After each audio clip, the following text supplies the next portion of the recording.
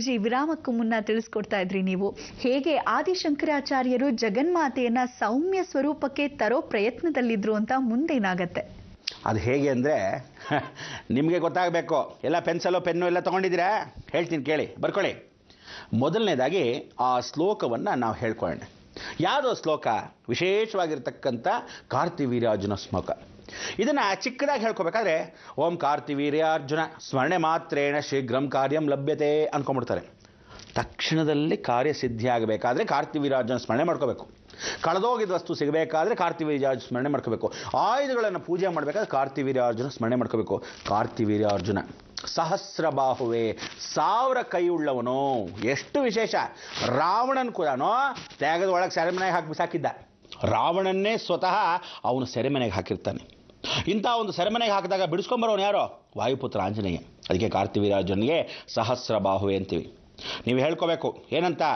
ಕಾರ್ತಿವೀರ್ಯ ಕಲು ದ್ವೇಷಿ ಕೃತವೀರ್ಯ ಸಹಸ್ರಬಾಹುವೆ. ಬರ್ಕೊತಿದ್ದೀರಾ ಅಥವಾ ಪೂರ್ತಿ ಹೇಳ್ತೀನಿ ಕೇಳಿ, ಬರ್ಕೊಳ್ಳಿ ಸರಿಯಾಗಿ. ಓಂ ಕಾರ್ತಿವೀರ್ಯ ಕಲು ದ್ವೇಷಿ ಕೃತವೀರ್ಯ ಸುತೋಬಲಿ ಸಹಸ್ರಬಾಹು ಶತ್ರುಘ್ನೋ ರಕ್ತವಾಸೋ ಧನುರ್ಧರ ರಕ್ತಗಂಧಾಕ್ಷತೋ ರಕ್ತೋ ರಾಜಾ ಸ್ಮೃತೋ ಅಭಿಷ್ಟಿದ 12 ನಾಮಾನಿ ಕಾರ್ತಿವೀರ್ಯಸ್ಯ ಯಃ ಪಠೇತ್ ಸಂಪದಸ್ತಸ್ಯ ವರದಂತೆ ಜನಸ್ತಸ್ಯ ವಶಂಗತಃ. ಇತಿ ಶ್ರೀ ಕಾರ್ತಿವೀರ್ಯಾರ್ಜುನ ಮಹಾಮಂತ್ರ ಜಪಂ ಕರಿಷ್ಯೆ. ಎಷ್ಟು ವಿಶೇಷ ಅಂತೀರ? ರಕ್ತವಾಸೋ ಧನುರ್ಧರ ಅಂತೆ. ಆ ಬಿಲ್ಲು ಬಾಣ ಇಟ್ಕೊಂಡಾಗ ರಕ್ತವಾಸೋ ಧನುರ್ಧರ ಅಂದ್ರೆ ಏನೋ? ಅಕಸ್ಮಾತ್ ಖಡ್ಗಗಳು, ಕತ್ತಿಗಳು, ರುದ್ರ ಒಳಗಿರ್ತಕ್ಕಂಥ ಯಾವ ಬಿಲ್ಲು ಬಾಣಗಳಿರುತ್ತೋ ಅದೆಲ್ಲ ಪಾಪಕರ್ಮಗಳನ್ನು ತೊಳ್ಕೋಬೇಕಂತೆ. ಚಕ್ರಗಳನ್ನು ಉಪಯೋಗಿಸಿರ್ತಕ್ಕಂಥ ವಿಚಾರ. ಸುದರ್ಶನ ಚಕ್ರ ಹೀಗೆ ಬಿಟ್ಟಿರ್ತಾನೆ ಕೃಷ್ಣ ಪರಮಾತ್ಮ. ವಾಪಸ್ ಕತ್ತರಿಸಿ ಬಂದಾಗ ಪುನರ್ಚೇತನ ಪುಣ್ಯಾಹ ಅಂತ ಮಾಡ್ಕೋಬೇಕು. ಆ ಪುಣ್ಯಾಹವನ್ನು ಮಾಡ್ಕೊಳ್ಳೋದೇ ಮಹಾನವಮಿ. ಎಲ್ಲ ಆಯುಧಗಳಿಗೆ ಶಾಂತಿ ಮಾಡಬೇಕು. ಇಲ್ಲದೇ ರಕ್ತ ನೋಡಿರ್ತಕ್ಕಂಥ ಆಯುಧಗಳು ಮತ್ತಷ್ಟು ಇನ್ಯಾರನ್ನಾದರೂ ನೋಡಬೇಕು ಅಪೇಕ್ಷೆ ಪಡ್ತಾ ಇರುತ್ತೆ. ಕಾಳಿ ನಾಲಿಗೆಯನ್ನು ಏನು ಚಾಚಿ ರಕ್ತ ಪಾಯಸ ಅನ್ನೋ ಪಾತ್ರೆಯನ್ನು ರಕ್ತಪಾತ್ರೆಯನ್ನು ಮಾಡ್ಕೊಂಡ್ಬಿಟ್ಲು. ಅವಳ ರಕ್ತವನ್ನು ಹೀಗೆ ಸೀರ್ತಾ ಇದ್ದಾಗ ಈಶ್ವರನ್ನು ಬಂದು ಅವನು ಮಲ್ಕೊಂಡಾಗ ಅವಳ ಶಕ್ತಿಗಳನ್ನು ರಕ್ತದಿಂದ ತಗೊಂಡ್ಬಿಟ್ಟ. ಆಗ ಅವಳು ಹೇಳ್ತಾಳೆ, ಅನ್ಕೊಂಡ್ಬಿಡ್ತಾಳೆ, ಅಯ್ಯೋ ನನ್ನ ಗಂಡನ ತುಳಿದ್ಬಿಟ್ನೆ ಛೇ ಅಂತ ನಾಲಿಗೆನ ಕಚ್ಕೊಂಡ್ಬಿಡ್ತಾಳೆ. ಆ ರಕ್ತ ನಾನು ನಾಲಿಗೆಯನ್ನು ಕಚ್ಕೊಂಡಿದ್ದಕ್ಕೆ ಆ ರಕ್ತ ಇನ್ನಷ್ಟು ತೊಡಗ್ತಾ ಇದೆ. ಇನ್ನೇನಾದರೂ ಅವಳು ರಕ್ತ ಪಾತ್ರೆಯಲ್ಲಿ ಕುಡಿತಾನೆ ಇದ್ದಿದೆ, ಇನ್ನೇನಾಗಬೇಕಾಯಿತು. ಅದಕ್ಕೆ ಹೇಳೋದು, ಅಂಥ ಒಂದು ವಿಶೇಷವಾಗಿರ್ತಕ್ಕಂಥ ಯಂತ್ರ ಮಂತ್ರ ತಂತ್ರ ದೋಷಗಳ ಪರಿಹಾರ ಮಾಡೋಕ್ಕೆ ಏಕೈಕ ಬಲಿ ಕೂಷ್ಮಾಂಡ ಬಲಿ. ಈ ಒಂದು ಕೂಷ್ಮಾಂಡವನ್ನು ಮಹಾಗೌರಿ ಮುಂದೆ ಇಟ್ಟು ಮನೆ ಆಯುಧ ಪೂಜೆಗೆ ಮನೆ ಮೇಲೆ ಕಟ್ಟತಕ್ಕಂಥದ್ದು ಈಶಾನ್ಯ ಭಾಗಕ್ಕೆ ಒಂದು ಕಟ್ಟೋದು. ಎರಡನೇದಾಗಿ ಬೂದ್ ಕುಂಬಳಕಾಯಿ ತೆಗೆದು ಹೊಡೆಯೋದು, ದೃಷ್ಟಿ ಹೊಡೆಯೋದು. ತದನಂತರ ಇನ್ನೊಂದು ಬೂದ್ ಕುಂಬಳಕಾಯಿ ದಾನವನ್ನು ಕೊಡೋದು. ದಾನವನ್ನು ಕೊಡ್ತಕ್ಕಂಥ ಬೂದ್ ಕುಂಬಳಕಾಯಿ ಎತ್ಕೊಂಡು ಹೋಗಿ ಅವ್ರು ಏನಾದರೂ ಬ್ರಾಹ್ಮಣೋತ್ತಮರು ಊಟ ಉಪಚಾರಗಳು ಮಾಡಿಸ್ಕೊತಾರೆ. ನವಗ್ರಹವನ್ನು ಪೂಜೆ ಪುನಸ್ಕಾರವನ್ನು ಮಾಡಿ ಆಹ್ವಾನ ಮಾಡಿಕೊಂಡು ಶಶಿಶೇಖರಾಯ ನಮಃ ಅಂತ ಹೇಳಿ ಈಶ್ವರನ ಶಶಿಶೇಖರಾಯ ನಮಃ, ಚಂದ್ರನ ಮುಖಾಂತರ ಮನಸ್ತಾಪಗಳನ್ನೆಲ್ಲ ದೂರ ಓಡಿಸೋ ಅಂಥೇಳಿ ಓಡಿಸಿದ ಮೇಲೆ ತದನಂತರ ಆ ಕೂಷ್ಮಾಂಡವನ್ನು ಹೊಡೆದಾಕತಕ್ಕಂಥದಕ್ಕೆ ಯಾವ ಕಾಲಕ್ಕೂ ಹೇಳ್ತಾ ಇದ್ದೀನಿ, ನಿಂಬೆ ಹಣ್ಣಿನ ಮೇಲಾಗಲಿ ತೆಂಗಿನಕಾಯಿ ಮೇಲಾಗಲಿ ನೀವು ಬೂದು ಕುಂಬಳಕಾಯಿನ ಮೇಲಾಗಲಿ ಯಾವ ಕಾಲಕ್ಕೂ ಯಾವ ಕ್ಷಣಕ್ಕೂ ಹೇಳ್ತಾ ಇದ್ದೀನಿ, ಕರ್ಪೂರವನ್ನು ಹಚ್ಚಕೂಡ್ದು. ಕರ್ಪೂರ ಹಚ್ಚಿದ್ರೆ ವಾಮಾಚಾರ.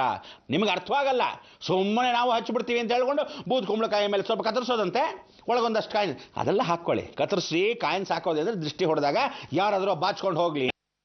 ರಕ್ತ ಸ್ವರೂಪವಾಗಿರ್ತಾನೆ ಕುಂಕುಮ ಅರ್ಶನ ಒಳಗೆ ತುಂಬಿದಾಗ ಅದು ರಕ್ತಾವರಣ ಸ್ವರೂಪ, ಮಾಂಸ ಭಕ್ಷಪ್ರಿಯ ಅಂತ ಕರೀತಾಳೆ ಆ ದೇವಿನ. ಓಹೋ, ದೃಷ್ಟಿ ಹೊಡೆದ ತಕ್ಷಣ ಅಲ್ಲಿರ್ತಕ್ಕಂಥ ಕೆಟ್ಟ ದೇವತೆಗಳೆಲ್ಲ ಭೂತಗಳನ್ನೆಲ್ಲ ದೇವಿ ಕರೆದು ಕಣ್ಣು ನೋಡ್ತಾಳಂತೆ, ಬಂದ್ರೆ ಹೇಳಿ ಅಂತ. ಆವಾಗ ನೀವು ಕುಂಬಳಕಾಯಿ ಹೊಡೆದ ತಕ್ಷಣ ಅದೆಲ್ಲ ಬಂದು ಭಕ್ಷಪ್ರಿಯ ಭಕ್ಷವನ್ನು ಮಾಡ್ತಾ ಇರ್ತಾರೆ, ತಿನ್ನುತ್ತಂತೆ.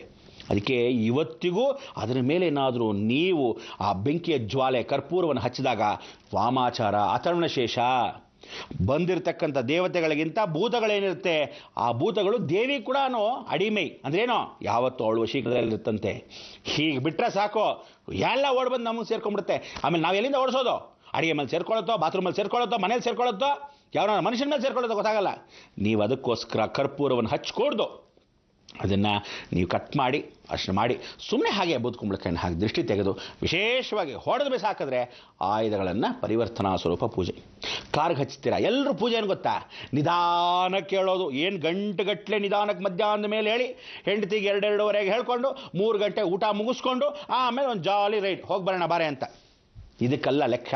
ಯಾವತ್ತು ಪ್ರಾತಃ ಕಾಲದಲ್ಲಿ ಬೆಳಗ್ಗೆ ಬೇಗ ಎದ್ದು 5:05 ಎದ್ದು ಪೂಜೆ ಪುನಸ್ಕಾರ ಮಾಡಿ ಆಯುಧಗಳನ್ನ ಪೂಜೆ ಪುನಸ್ಕಾರವನ್ನು ಮಾಡಿ ಹೊರಟುಬಿಡ್ಬೇಕು.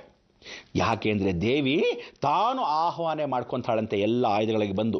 ಪ್ರತಿಯೊಬ್ಬರ ಮನೆಗೂ ಲಕ್ಷ್ಮಿ ಕಾಲಿಡ್ತಾಳಂತೆ. ಅಲಕ್ಷ್ಮೀ ನಿತ್ಯ ಅಂಥೇಳಿ ಆ ದುರ್ಗಾಲಕ್ಷ್ಮಿ, ಅಷ್ಟಾದಶಭುಜ ದುರ್ಗಾಲಕ್ಷ್ಮಿ. ಅದಕ್ಕೆ ಶ್ರೀ ಸಂಪೂರ್ಣ ವರಮಹಾಲಕ್ಷ್ಮಿ ಮಹಾಸಂಸ್ಥಾನದಲ್ಲಿ ಮೊಟ್ಟ ಮೊದಲು ದೇವಿ ಪ್ರತಿಷ್ಠಾಪನೆ ಯಾರೋ ಅಷ್ಟಾದಶಭುಜ ದುರ್ಗಾಲಕ್ಷ್ಮಿ. ಅದಕ್ಕೆ ಇವಳು ಯಾವತ್ತು ತಿಳ್ಕೊಳ್ಳಿ, ಕೂರ್ಮಪೀಠದ ಮೇಲೆ ಇರ್ತಾಳೆ, ಕಮಲ ನಯನ ಸ್ವರೂಪದಲ್ಲಿ ಕೂತಿರ್ತಾಳೆ, ಮಂದಸ್ಮಿತವಾಗಿ ನಿಂತಿರ್ತಾಳೆ. ಇವಳು ಮಹಿಷನ ತಲೆಯ ಮೇಲೆ ಅಂದರೆ ಎಮ್ಮೆ ತಲೆ ಮೇಲೆ ಕಾಲನ್ನ ಹಾಕೊಂಡು ಮೇಲ್ಭಾಗ ನಿಂತಿರ್ತಾಳೆ. ಸ್ವಲ್ಪ ಹೆಬ್ಬೆಟ್ಟು ಮೇಲೆತ್ತಿರ್ತಾಳಂತೆ. ಒಂದು ಹೆಬ್ಬೆಟ್ಟಿನ ಮೇಲೆತ್ತಿರೋದ್ರಲ್ಲಿ ಅಕಸ್ಮಾತ್ ಆ ಹೆಬ್ಬೆಟ್ಟು ಭೂಸ್ಪರ್ಶವಾಗಬಾರ್ದು ಅಂತ ಹೇಳಿ ಒಂದು ಹಾವಿನ ಹೆಡೆ ಅಲ್ಲಿರುತ್ತಂತೆ. ಆ ಹೆಬ್ಬೆಟ್ಟು ದೇವಿದು ಆ ಹಾವಿನ ಹೆಡೆ ಮೇಲೆ ಇರುತ್ತಂತೆ. ಎಷ್ಟು ವಿಶೇಷ! ಅವಳಲ್ಲಿ ಕಾಲುಗಳ ಗೆಜ್ಜೆಗಳು, ಅವಳ ನಾದ, ಅವಳು ನಡ್ಕೊಂಡು ಬರ್ತಾ ಇದ್ರೆ ಆ ತೇಜಸ್ಸು, ಆ ಕಣ್ಣಿನ ಕಾಂತಿಗಳು, ಅವಳ ಆಯುಧಗಳು ಒಂದೊಂದು ರಕ್ತಪಾತವಾಗಿರುತ್ತಂತೆ. ಆಗ ಹೈಗಿರಿ ನಂದಿನಿ ನಂದಿತ ವೇದಿನಿ ಅಂಥೇಳಿ ಅವಳನ್ನ ಹೊಗಳ್ತಾ ಹಾಡ್ತಾ ಸಂತೋಷ ಪಡ್ತಾ ಇದ್ದಾಗ ಒಂದೊಂದು ನೀರ್ಮಯವಾಗಿ ಆನಂದವಾಗಿ ಅರ್ಶಿಣದ ನೀರು ಹಾಕಿ ಸ್ನಾನ ಮಾಡಿಸ್ಬೇಕು. ಅದಕ್ಕೆ ಹೇಳೋದು, ಎಲ್ಲ ಹೆಣ್ಮಕ್ಳು ಸ್ನಾನ ಇವತ್ತು ಅರ್ಶಿಣದ ನೀರು ಹಾಕೊಂಡು ಸ್ನಾನ ಮಾಡಿ. ಎಲ್ಲ ಹೆಣ್ಮಕ್ಳಿಗೆ ಒಳ್ಳೆ ವಿಶೇಷವಾಗಿರ್ತಕ್ಕಂಥ ಕುಂಕುಮನ ಇಟ್ಕೊಳ್ಳಿ. ಎಲ್ಲ ಆಯುಧಗಳಿಗೆ ಪರಿವರ್ತನಾ ಸ್ವರೂಪಕ್ಕೆ ಕಾಮದೃಷ್ಟಿಗಳು ಬೀಳದೇ ಇದ್ದ ಹಾಗೆ ರಕ್ಷಾ ಕವಚವನ್ನು ಹಾಕಿ.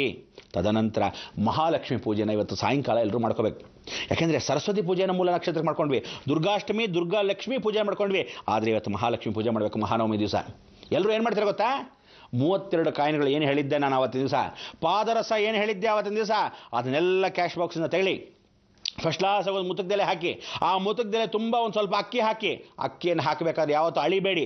1 ಪಾವು 2 ಪಾವು 1 ಲೋಟ 2 ಲೋಟ ಹೀಗೆಲ್ಲ ಅಳಿಬಾರ್ದು. ಕೈಯಲ್ಲಿ ತೆಗೆದನ್ನು ಹಾಕಬೇಕು, ಲೆಕ್ಕ ಇಡಬಾರ್ದು. ಅದರ ಮೇಲೆ ಒಂದು ಕಲಶ ಪ್ರತಿಷ್ಠಾಪನೆ ತೆಂಗಿನಕಾಯಿನಿಟ್ಟು 32 ನಾಣ್ಯ ಇಟ್ಟು 1 ನಿಂಬೆಹಣ್ಣು ಅದರೊಳಗಿಟ್ಟು ಮಹಾಲಕ್ಷ್ಮಿ ಪೂಜೆಯನ್ನು ಮಾಡ್ಕೊಳ್ತಕ್ಕಂಥವ್ರು ಕಮಲದ ಹೂ ಆದರೂ ಸರಿ ಅಥವಾ ವಿಶೇಷವಾಗಿರ್ತಕ್ಕಂಥ ಕನಕಾಂಬರ ಹೂ ಆದರೂ ಸರಿ ಪ್ರಾರ್ಥನೆಯನ್ನು ಮಾಡಿಕೊಂಡು ಆ ದೇವಿಗೆ ಹಾಕಬೇಕು. ಆ ದೇವಿ ಆನಂದ ಆನಂದ. ಅದಕ್ಕೆ ಇವಳನ್ನ ಏನಂತ ಕರೀತಾಳೆ? ಸೌಮ್ಯಕ್ಕೆ ಕರ್ಕೊಂಬಂದಂತೆ ಆದಿಶಂಕರಾಚಾರ್ಯ ಅದನ್ನೇ ಮಾಡಿದ್ದು. ಕೊಲ್ಲೂರು ಮಹಾಲಕ್ಷ್ಮಿಯನ್ನು ಅವಳು ವಿಶೇಷವಾಗಿ ರೌದ್ರಾವತಾರ ತೋರಿಸಿದ್ಲು. ಎಲ್ಲಿ ತೋರಿಸಿದ್ಲು? ಚೋಟಾನಿಕೆರೆ ಭಗವತಿ ಸ್ವರೂಪದಲ್ಲಿ ಕೂತಿದ್ದಾಗ, ಮುಡುಚಲಿ ಅನುಗ್ರಹವನ್ನು ಬೆಟ್ಟದ ಮೇಲೆ ಕೂತಿದ್ದಾಗ, ಮಹಾಕಾಳಿ ದರ್ಶನವನ್ನು ಕೊಟ್ಟಾಗ, ಕೊಡಚಾದ್ರಿ ಪ್ರದೇಶದಲ್ಲಿ ತುದಿಯಲ್ಲಿ ನಿಂತಾಗ ಅವಳು ಕೇಳ್ಕೊತಾಳೆ, ಏನೋ ಈ ಪುಟ್ಟ ಬಾಲಕನಾಗಿರ್ತಕ್ಕಂಥ ನನ್ನನ್ನೇ ಎದುರು ನಿಲ್ಲಿಸ್ತೀಯ ಅಂತ. ಅಮ್ಮ, ತಾಯಿ ಆದವಳ ಹತ್ರ ನಾನು ಯಾಕಮ್ಮ ಭಯ ಪಡಲಿ ಅಂತಾರೆ. ಆಗ ದೇವಿ ಏನು ಹೇಳ್ತಾಳೆ? ನಿಮಗೂ ಕೇಳೋ ಆಸೆ ಇಲ್ಲ, ಕಾಯ್ತಾ ಈಗ ಬಂದೆ.